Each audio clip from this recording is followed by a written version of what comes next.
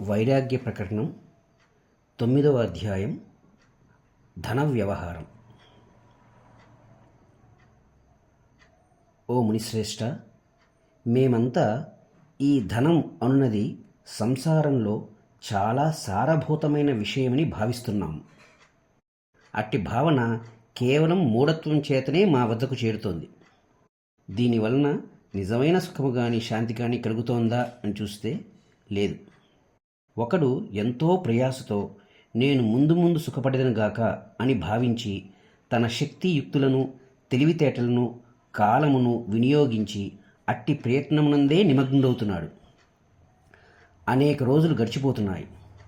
అట్టి ప్రయత్నములలో కొన్ని సఫలం, మరికొన్ని విఫలం అవుతున్నాయి. అయితే ఒక ప్రక్క విలువైన జీవితకాలం వృధా అవుటలేదా? జంతువుల కీటకముల జన్మలన్నీ ఆహార నిద్రా మైథునాలతోనే గడిచిపోతున్నాయి. మానవ జన్మ కూడా అంత మాత్రమేనా? ఈ ధనమును అభివృద్ధి చేసుకోవటంలో ఎన్నో ప్రమాదాలు, భయాలు, దోష ఆవేశాలు తారసపరుచున్నాయి. ఇది మనస్సును మోహమునందు చిక్కించి అనేక విధములుగా కలవరపెట్టుచున్నది. ఒక విచిత్రం గమనించారా? ధనము లేనివాడు అయ్యో నాకు ధనము లేదే, అతనికి ఉన్నదే అని వాపోవచ్చున్నాడు. కానీ ధనము కలిగి ఉన్నవాడు మాత్రం నేను ఇప్పుడు అవిచ్ఛిన్నమైన తృప్తిని పొందుచున్నాను అని అనుకోవటం లేదు. ఎంత చమత్కారమైన విషయం! ఈ ధనము నేను ఆశ్రయిస్తున్న అట్టి ఇతడు గుణవంతుడా కాదా అని చూచటం లేదు. రాజు యొక్క స్వభావంలాగానే అది ఒకచోట స్థిరంగా ఉండదు. నిప్పు తొక్కిన కోతిలాగా ఒక చోటి నుండి మరొక చోటికి పరుగులు తీస్తూ ఉంటుంది.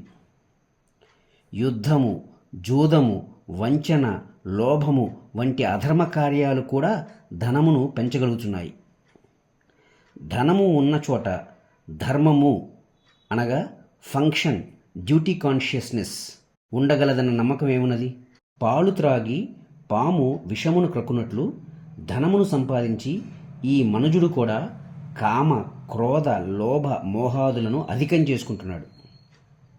గొప్ప ప్రజ్ఞావంతుడు, సూర్యుడు, కృతజ్ఞుడు, అందరి పట్ల ప్రీతి కలవాడు కూడా సంపదలు పొందినప్పుడు తన కోమల స్వభావం కోల్పోవచ్చున్నాడు. క్షణంలో కఠినాత్ముడుగా, అవివేకిగా తయారవుచున్నాడు. ధూళిలో పడిన కారణంగా ఒక రత్నం కూడా మలిన పడుతుంది కదా, ఆ విధంగా.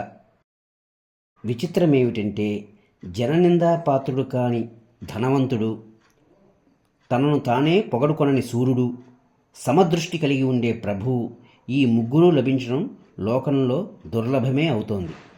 భయంకర విషసర్పం దాగి ఉన్న పుట్టపై గల పూతీగ ఎట్టిదో ఈ సంపదలు కూడా అట్టివే. ఎందుకంటారా?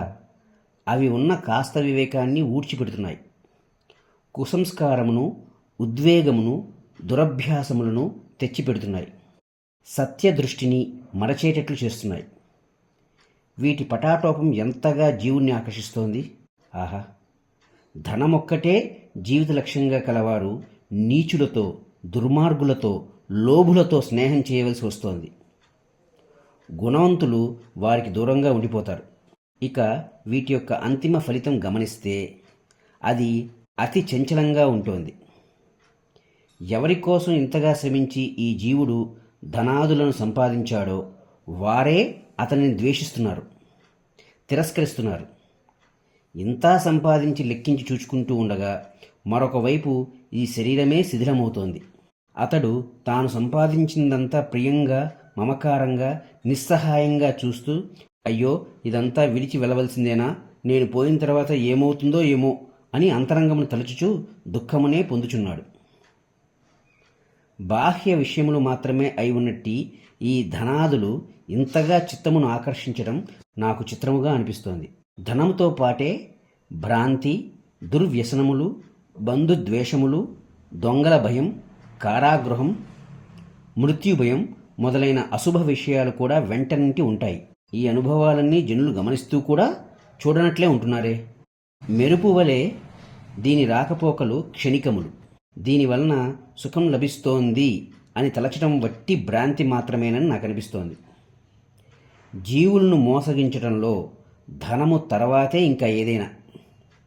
ధనము ఉన్న చోట జ్ఞానము వైరాగ్యము చోటు చేసుకోవడం దుర్లభమైన విషయమే.